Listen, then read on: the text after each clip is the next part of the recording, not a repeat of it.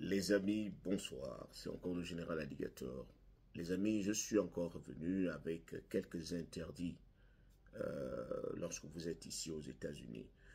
En fait, c'est pas que ce sont des interdits stricts ou bien fermés, c'est juste pour que vous fassiez attention.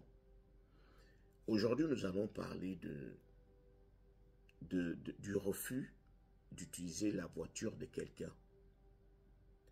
On ne conduit pas la voiture de tout le monde. Je vais vous le rappeler. C'est vrai que lorsqu'on n'a pas de voiture et qu'on a un permis, on veut utiliser la voiture de son frère, de son ami, de son pote, de sa copine, de son beau-père. Tu prends la voiture, tu conduis, mais tu ne sais pas dans quel état se trouve la voiture. Premièrement, tu ne sais pas si la voiture n'a pas été volée. Tu ne sais pas si la voiture n'a pas un produit illicite, un produit interdit. Je vais vous mentionner l'histoire de quelqu'un qui vient d'aller en prison, une fille.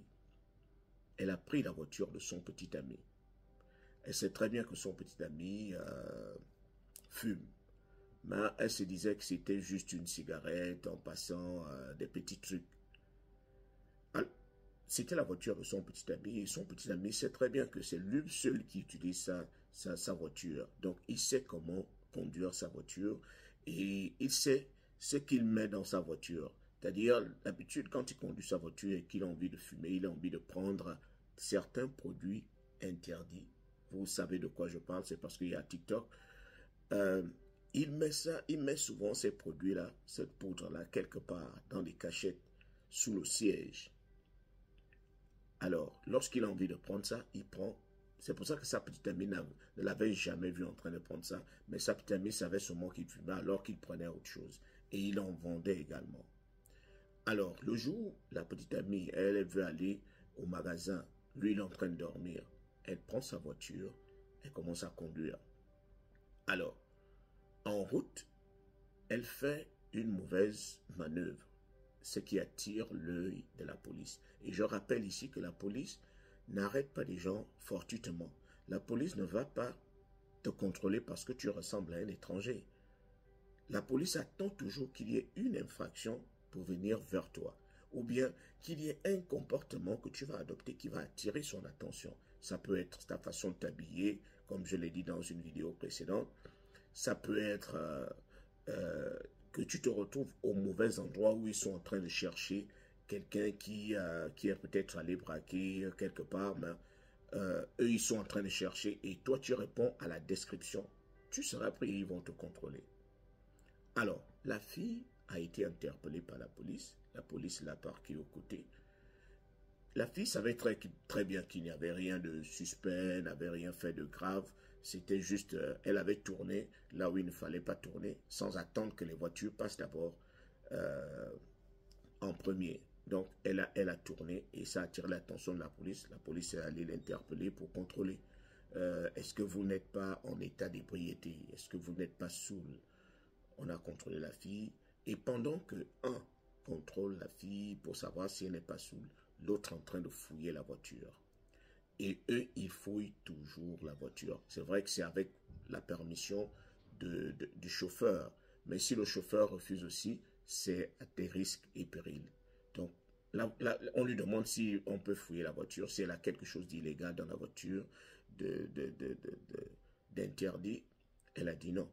Donc, le policier est allé fouiller la voiture. Eux, ils savent toujours là où ils regardent. Et lorsque le policier rentre dans la voiture, le policier sent déjà une odeur bizarre. Donc, il commence à fouiller la voiture au peigne fin. Et il trouve finalement le produit en dessous du siège. Alors, lorsque le policier arrive, il lui montre le produit. Elle est étonnée. Elle dit, mais c'est quoi? Le policier lui dit, tu sais ce que c'est? Le policier a testé, a vérifié si c'est vraiment, parce qu'il peut arriver que ça soit de la farine ou autre chose. Donc, en testant, le policier lui montre que voilà le nom du produit. C'est un produit interdit. Vous n'êtes pas censé en consommer. La fille dit non, moi c'est la voiture de mon petit ami, c'est pas ma voiture. Oui, mais c'est vous qui la conduisez et tout ce qu'on retrouve dans la voiture, on va vous l'attribuer. à condition que vous nous donniez plus d'exemples ou bien que vous nous ameniez votre petit ami pour qu'on essaye de voir exactement ce qu'il en est. Parce que eux, ils aiment bien attraper les gros poissons. Donc, s'ils peuvent d'abord retenir le petit poisson pour attirer le gros, il n'y a pas de souci. Donc, ils l'ont emmené au poste et elle a quand même écopé parce que le petit copain n'est jamais parti, il a fui. Et c'est elle qui a écopé de la sanction. Elle est allée en prison à cause du fait qu'elle a utilisé la voiture de son petit ami sans pourtant savoir ce qu'il y avait dans cette voiture. Donc, faites toujours très attention. Ne vous méfiez pas de tout le monde, mais au moins, lorsque vous ne connaissez pas trop le passé de quelqu'un, le vécu ou bien la vie de quelqu'un, il ne faut pas trop vous emballer. Il ne faut pas aussi trop monter dans les voitures de tout le monde. C'est tout le monde qui vous embarque. Au cas où on vous contrôlerait, tout ce qui est dans la voiture, on va forcément vous mettre dans le même paquet. Donc faites toujours très attention. C'est l'Amérique, ce sont les choses. Ici, en un rien de temps, tu te retrouves dans des problèmes. En un rien de temps aussi, tu peux t'en sortir. Mais l'essentiel, c'est d'être très très prudent. Et je voulais vous en parler.